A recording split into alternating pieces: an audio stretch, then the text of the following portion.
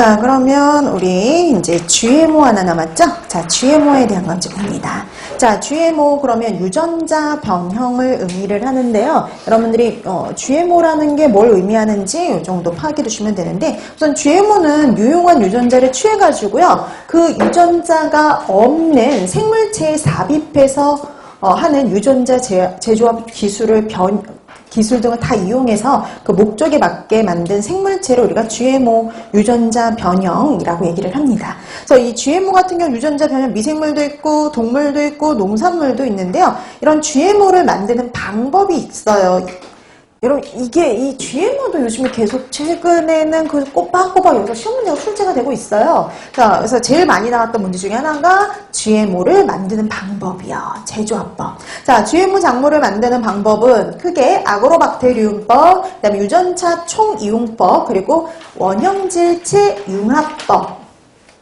이 세 가지가 대표적이에요. 작년 시험 문제는 그거였어요. 만드는 방법에 해당하는 걸 찾아라 라는 게 시험 문제였어요. 자, 그래서 아그로박테리움법 나와있죠. 무슨 아그로박테리움법 같은 경우에는 식물의 근두암종병을 일으키는 토양세균이 있는데 이걸 가지고 얘가 갖고 있는 플라스미드의 유전자에 구성하고 있는 유전자 중에서 식물의 종양을 일으키는 그 유전자를 제거하고요. 우리가 거기다 유용한 유전자를 집어넣는 거예요. 대신 유용한 유전자를 집어넣어서 아그로박테리움을 넣어가지고요. 유형을 연결시켜가지고 아그로박테리움에 넣은 후에 이 아그로박테리움을 식물세포에 접촉을 시켜가지고 유용한 그 유전자를 갖도록 하는 방법이라고 보시면 돼요. 유전자 총이용법은 총처럼 주입하는 방법이에요. 그래서 이거는 금이나 텅스텐 같은 금속 밀입자에다가요. 유용한 유전자를 넣은 다음에 총 같은 걸 이용을 해서 투입하는 방법 이렇게 생각하시면 됩니다.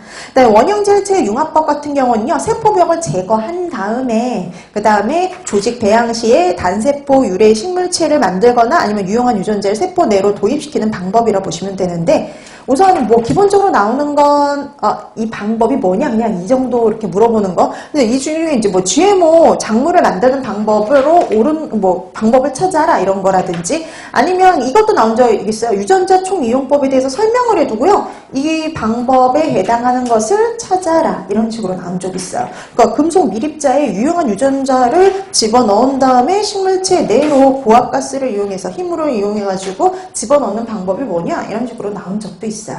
그래서 대표적인 거 여기 세 가지 아그로박테리움법, 유전자 총이용법, 그 다음에 원형질체 융합법이 있다 이렇게 기억을 해두시면 돼요. 자, 그럼 이제 이런 유전자 변형 식품을 우리가 아무거나 도입해서 사용할 수 있는 게 아니라요. 우선 안전성 평가를 거친 다음에 허가된 것들만 사용을 하거든요. 근데 이때 안전성 평가의 항목이 되는 것들 보세요. 신규성. 그러니까 여러분 이 새로운 유전자를 집어넣어서 새로운 걸 만드는 거잖아요. 그렇기 때문에 이게 정말 이 기존에 있던 거하고는 다른 거냐 신규성을 보고요. 그다음에 알레르기성. 혹시 이걸로 인해서 알레르기가 발생하진 않는지. 그다음에 유전자 특성. 뭐 예를 들어서 항생제의 내성이 있는지 아니면은 뭐 제초제 내성을 갖고 있다든지 그런 유전자 특성이 있는지 그 다음에 독성, 혹시 이게 독성이 생기진 않았는지 그 다음에 영양에 어떤 문제를 일으키진 않는지 그런 것들을 검사해요. 그래서 이런 안전성 평가를 통해서 허가된 것들만 이용을 하고 있는데 이거 관련해서 보시면 유전자 변형 농산물은 정말 다양하게 개발이 되어 있지만 그 중에 최초로 개발된 걸 기억해 두는데요. 이거 시험 문제도 나왔던 거예요. 최초로 개발된 거. 전 세계에서 최초로 개발된 건요. 무르지 않는 토마토요. 그러니까 여러분 토마토 이렇게 보관하다 보면 금방 물러버리죠. 근데 이 무르지 않는 토마토가 최초로 개발된 사례예요. 근데 이것도 있어요. 우리나라에서 최초로 승인된 GMO.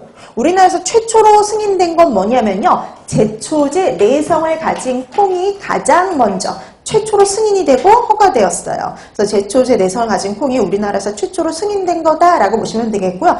현재 우리나라에서 허가된 거는요. 6가지 품목이에요. 보세요. 콩, 옥수수, 유채, 면화, 사탕무, 알파파. 딱 6가지예요. 그래서 여러분 거기 밑에도 뭐 그래서 이런 콩은 보통 이제 대두라고 표시를 해도 되고요. 그다음에 여러분 유채가요 카놀라예요. 카놀라. 여러분 그 카놀라 아시죠? 왜 그 식용유 보면 카놀라유 있잖아요. 그 카놀라 그게 유채예요. 유채. 그래서 그럼 콩하면 콩대두라고 써도 되고요. 그 다음에 유채, 카놀라라고